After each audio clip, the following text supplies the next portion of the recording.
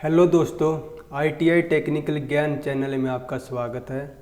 हम जो है फिटर ट्रेड के निम्मी के क्वेश्चन बैंक को सोल्व कर रहे थे, जिसका आज हमारा 7वां पार्ट है। जिसने पहले वाले पार्ट नहीं देखे वो प्लेलिस्ट को चेक कर सकता है।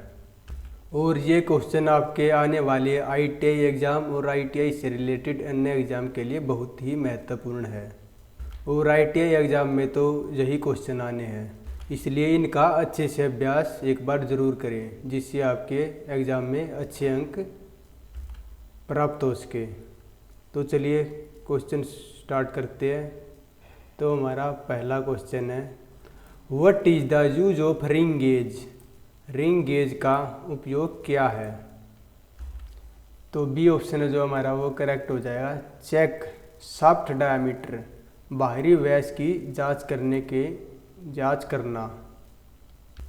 अगर इंटरनल लिखा होता क्वेश्चन में तो हमारा प्लग गेज हो जाता। तो चलिए नेक्स्ट क्वेश्चन को देखते हैं। Which gauge is use to check the accuracy of an. जहाँ पर इंटरनल लिखा होगा आप उसको काट कर एक्सटर्नल लिख ले, वहाँ पर एक्सटर्नल थ्रेड। मैं बताऊंगा कि ये मैं किस लिए लिखवा रहा हूँ। आंतरिक भाग की सटीकता की जांच करने के लिए किस गेज का उपयोग किया जाता है? और आंतरिक की जगह हमारा बाहरी हो जाएगा। जैसे ए ऑप्शन दिया गया है रिंग गेज, बी है जो स्नैप गेज, सी दिया हुआ है थ्रेड रिंग गेज और डी ऑप्शन दिया हुआ है सेंटर गेज। जैसे इंटरनल के लिए जो हमारा प्लग गेज होता है, तो क्वेश्चन में पूछा है इंटरनल थ्रेड के लिए, तो हो जाएगा हमारा थ्रेड प्लग गेज। लेकिन ऑप्शन में कहीं पर थ्रेड प्लग गेज लिखा नहीं हुआ है, तो इसलिए हम ये मान के चल सकते शायद इसकी जगह मिस प्रिंट हो गया। शायद इंटरनल की जगह आप एक्सटर्नल को लिख ले, जैसे आंतरिक की जगह बाहर लिख ले। तो हमारा जो सी ऑप्शन है जो वो करेक्ट हो जाएगा ऐसा करने पर, थ्रेड रिंग गेज। और की में भी जो है वो सी ऑप्शन ही ठीक माना गया है। तो चलिए नेक्स्ट क्वेश्चन को देखते हैं।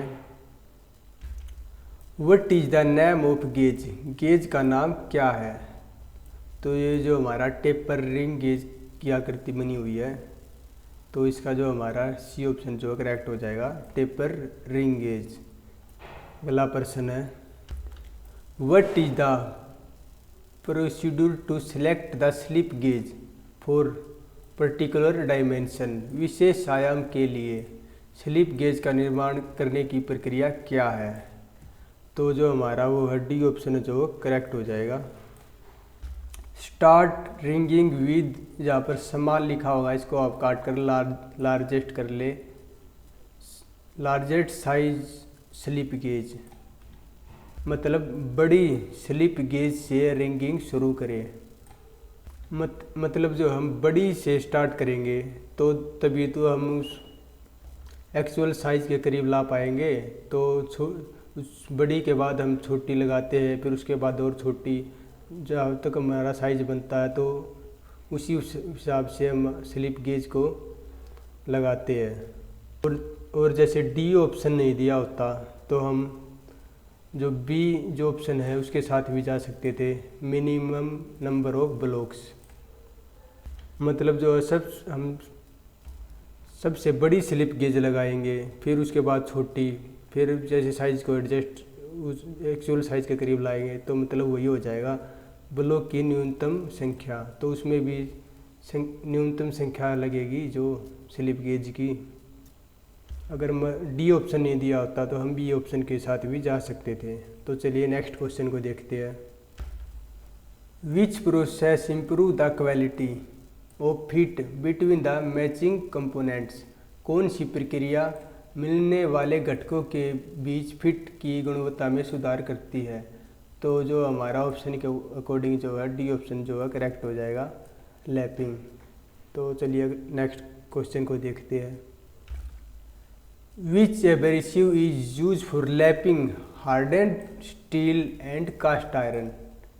जैसे इंग्लिश में तो लिखा हुआ है harden steel and cast iron, लेकिन हिंदी में नरम स्टील और एलो धातु लिखा हुआ है, उसको आप काट दे। और जो है पहली प्रायोरिटी जो है इंग्लिश वाले में जो लिखा होता है उसी को दी जाती है, इसलिए जो है हिंदी में पढ़ने से पहले अंग्रेजी में एक बार क्वेश्चन को ज़रूर पढ़े, क्योंकि हिंदी में बहुत चीज़ें गलत दी हुई है पीडीएफ में, और इन एरर को हमने खुद ही ठीक करना होगा। इसीलिए जब आप एग्ज़ाम देने जाए तो क्वेश्चन को हिंदी और इंग्लिश दोनों में पढ़ना है, क्योंकि कई बार हिंदी में कुछ लिखा हुआ होता है और कुछ इंग्लिश में लिखा होता है, तो दोनों अलग लिखा होता है, तो जो इंग्लिश में होगा वही ठीक माना जाता है। इसलिए इंग्लिश में भी एक बार ज़रूर पढ़े क्वेश्चन को। जैसे इसी क्वेश्चन में लिखा हुआ है harden steel and cast iron, English में तो ये लिखा हुआ है, लेकिन हिंदी में नरम स्टील और एलो धातु लिखा हुआ है, तो आप इसको आप काट दे, इसकी जगह harden steel and cast iron को लिख ले, अगर आपने प्रिंट आउट निकलवाए हुए है तो जो हमारा इसका जो है ये ऑप्शन करेक्ट हो जाएगा, सिलिकॉन कार्बाइड। और जैसे नरम स्टील और एलो धातु है दिया हुआ है, तो उसके जो हमारा फ्यूज एल्यूमिनियम ऑक्साइड हो जाता, और डाई और गेज के लिए जो हमारा बोरोन कार्बाइड होता है। तो चलिए नेक्स्ट क्वेश्चन को देखते हैं। Which finishing operation is performed by the tool the rotate and reciprocating simultaneously, कौन सा परिष्करण ऑपरेशन में टूल साथ साथ में रोटेट और रेसिप्रोकेटिंग मोशन करता है? तो जो हमारा इसका जो है बी ऑप्शन करेक्ट हो जाएगा, होनिंग।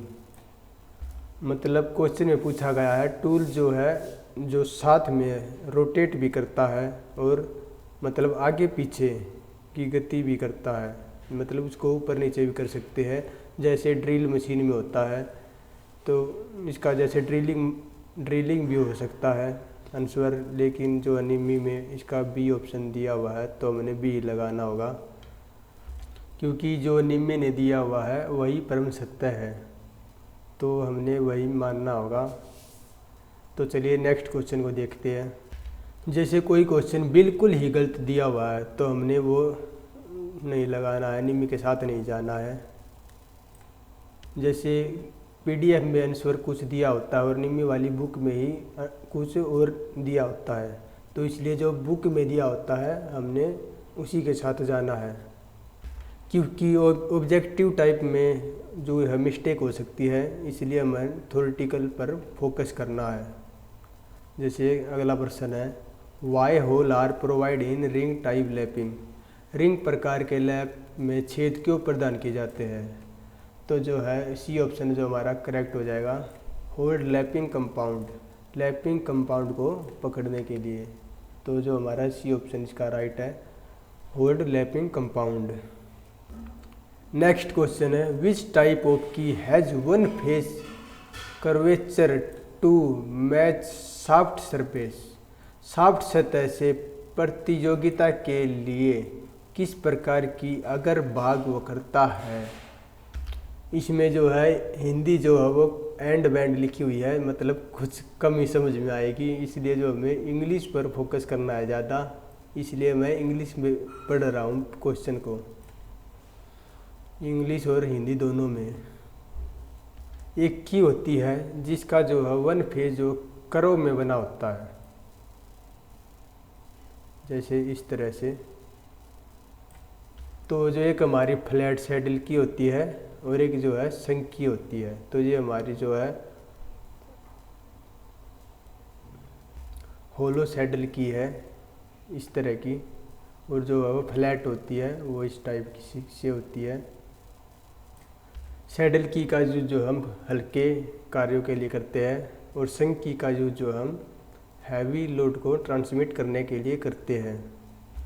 जैसे जो है संक की के लिए जो है शाफ्ट और हब में यानी कि पुली में दोनों में कीवे काटा जाता है, लेकिन जो हमारी सैडल की होती है उसका जो है केवल हब में ही खांचा काटा जाता है, शाफ्ट में इसके लिए खांचा नहीं कटा होता, यानी कि कीवे नहीं कटा होता। तो चलिए मैं एक बार आपको दिखा देता हूँ शटल की। जैसे ये जो हमारी होलो शटल की है, जैसे ये चित्र दिखा हुआ है, जैसे ये इसका तो आपको फेस जो थोड़ा बहुत कर्व में दिखाई दे रहा होगा।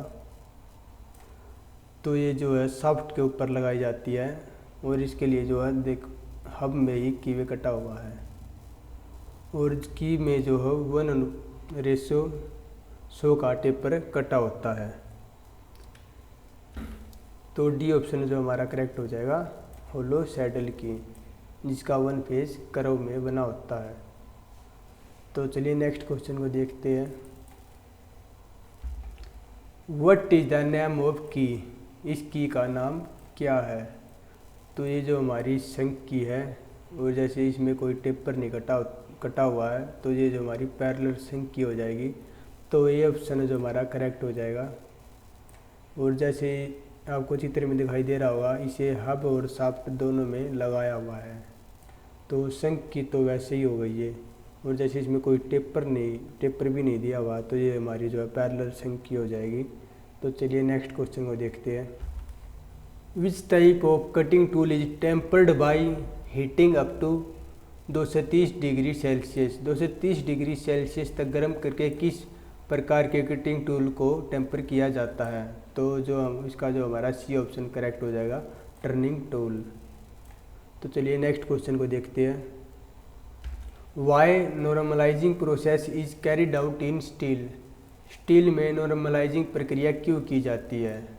तो नॉर्मलाइजिंग प्रक्रिया हम इसलिए करते हैं, जैसे हम किसी जॉब पर ठंडी और गर्म अवस्था में और ऑपरेशन करते हैं, जैसे हैमरिंग वगैरह, रोलिंग वगैरह, तो उसमें जो इससे जो उसकी अंदरूनी बनावट जो है वो बदल जाती है।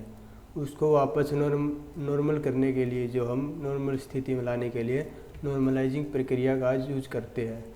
तो इसका जो हमारा सी ऑप्शन जो वो करेक्ट हो जाएगा, to remove stress and strain, मतलब उसके स्ट्रेस और स्ट्रेन को दूर करने के लिए, यानी कि उसकी अंदरूनी बनावट को ठीक करने के लिए। तो सी ऑप्शन जो हमारा वो करेक्ट हो जाएगा। तो चलिए नेक्स्ट क्वेश्चन को देखते हैं। Which heat treatment process is increase the wear resistance of steel. कौन सी ऊष्मा उपचार प्रक्रिया स्टील के वियर रेजिस्टेंस को बढ़ाता है। पर जैसे रेजिस्टेंस जो है मतलब यानी कि प्रतिरोधक क्षमता को बढ़ाता है। तो इसका जो हमारा सी ऑप्शन करेक्ट हो जाएगा, हार्डनिंग। तो चलिए नेक्स्ट क्वेश्चन को देखते हैं।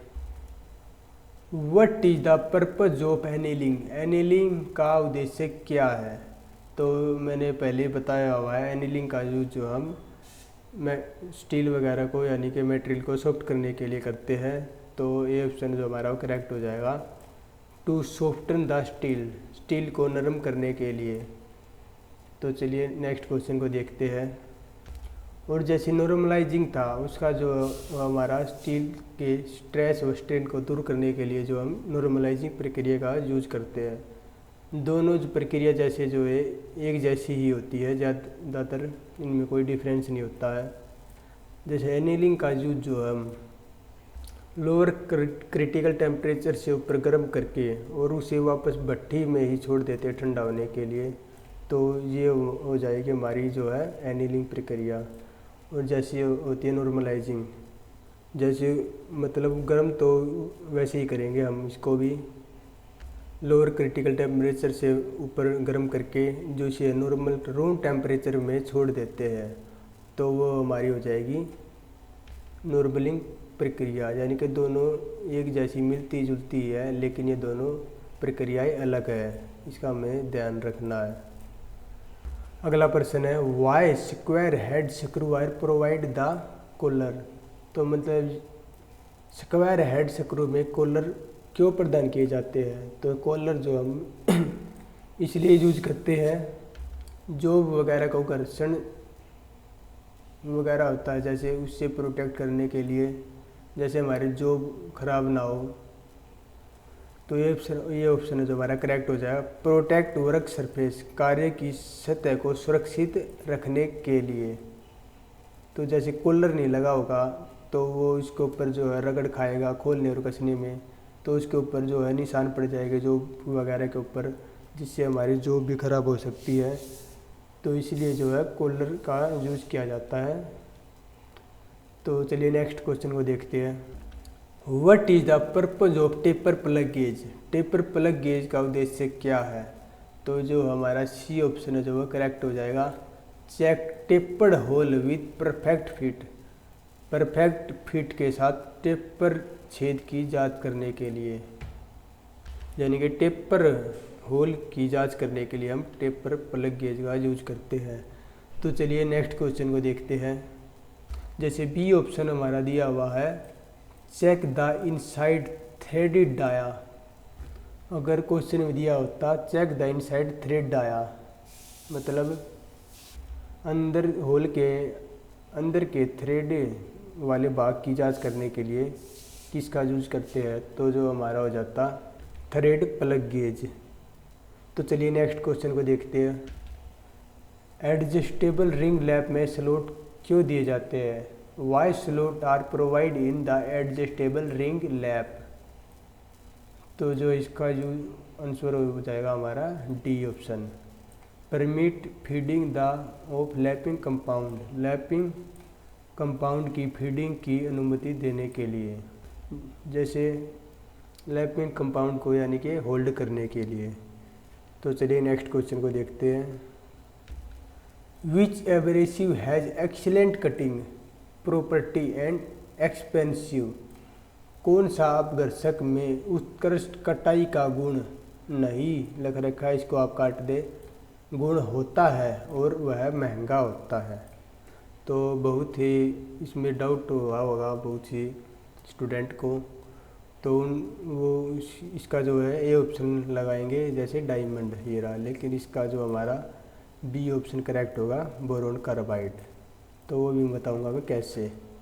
तो क्वेश्चन में पूछा गया है, जैसे कटिंग जो है अच्छी करता है, मतलब अच्छी कटाई का गुण है और वह महंगा है, तो इसमें यह नहीं लिखा हुआ है वह सबसे महंगा है। तो ये सबसे महंगा लिखा होता तो जो हम डायमंड को लगा सकते थे, तो वो हमारा ये ऑप्शन करेक्ट हो जाता, लेकिन इसमें लिखा है वो महंगा है। तो जैसे बोरोन कार्बाइड भी महंगा होता है और अच्छी कटाई भी करता है, तो जो हम बी ऑप्शन के साथ जाएंगे। तो उम्मीद करता हूँ ये क्वेश्चन में आपका डाउट जो है वो दूर हो गया होगा। तो चलिए नेक्स्ट क्वेश्चन को देखते हैं। What is the lapping? Lapping क्या है? लैपिंग जो है प्रिसीजन फिनिशिंग ऑपरेशन। तो डी ऑप्शन जो हमारा करेक्ट हो जाएगा। मतलब जो अच्छी शुद्धता में फिनिशिंग करने के लिए जो हम लैपिंग का यूज करते हैं। जैसे ऑप्शन में दिया हुआ फाइलिंग, ग्राइंडिंग, चीजलिंग, तो इनसे जो हम प्रिसीजन में जो है फिनिशिंग नहीं कर सकते, तो डी ऑप्शन ही हमारा वो करेक्ट होगा। आज के पार्ट का लास्ट क्वेश्चन है, what is the name of lap tool? इस लैप टूल का नाम क्या है? बहुत से स्टूडेंट को इस क्वेश्चन में भी डाउट है, वो जो है इसको जो है एडजस्टेबल रिंग लैप समझते हैं, लेकिन ये जो है एडजस्टेबल रिंग लैप नहीं है। अगर रिंग लैप होता तो वो उसका इतना ज़्यादा साइज नहीं होना था, तो वो कम साइज़ का होता, जैसे इस टाइप में। तो जो हमारा ए ऑप्शन है जो इसका करेक्ट हो जाएगा, स्प्लिट बुश लैप। इसका जो हमारा एडजस्टेबल रिंग लैप नहीं होगा। अगर आपको किसी क्वेश्चन में डाउट लग रहा हो तो आप कमेंट में बता सकते हैं, मैं उसका जो है नेक्स्ट वीडियो में उस क्वेश्चन पर बात करूँगा। और वीडियो दोस्तों आपको कैसी लगी कमेंट में ज़रूर बताएं। और दोस्तों आपको इन क्वेश्चन का पीडीएफ चाहिए, जैसे मैंने इन क्वेश्चन में निम्मी के बहुत सारे एरर को ठीक किया हुआ है। अगर आपको इस पीडीएफ चाहिए, मतलब ये इन क्वेश्चन का, तो आप हमारे टेलीग्राम ग्रुप को ज्वाइन कर सकते हैं, जिसका लिंक मैं जो है डिस्क्रिप्शन में प्रोवाइड करवा दूंगा आपको। वो अगर आपको पहले वाले पार्ट नहीं देखे तो आप प्ले लिस्ट को चेक कर सकते हैं या आपको डिस्क्रिप्शन में ही लिंक मिल जाएगा। तो दोस्तों ऐसी ज्ञानवर्धक वीडियो को लेकर मिलते हैं नेक्स्ट वीडियो में। धन्यवाद।